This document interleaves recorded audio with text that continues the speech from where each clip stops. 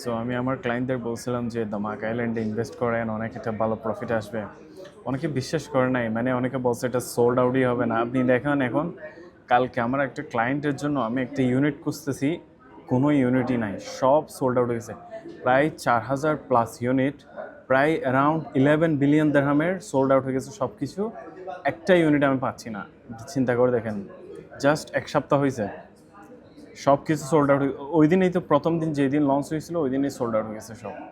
তো যারা বলছিলেন সোল্ড আউটই হবে না বা ওটার তেমন ভালো প্রজেক্ট না, এখন আপনি নিজে ভাবতে পারেন, এত মানুষ যদি কিনতে পারে তাইলে ওরা তো কিছু ভেবেই তো কিনতেছে, তাই না? এটা যদি এত ভালো প্রজেক্ট না হয় তাহলে তো এত তাড়াতাড়ি সোল্ড আউট হওয়ার কোনো কথাই ছিল না। তো দুবাই রিয়েল এস্টেট এমনই, মানে অপরচুনিটি সবসময় আসে না, যখন আসে তখন খুব সীমিত সময়ের জন্য আসে। সো আমাদের ডিসিশন নিতে অনেক জলদি নিতে হয় আর কি, কোনো যদি ভালো প্রজেক্ট হয়।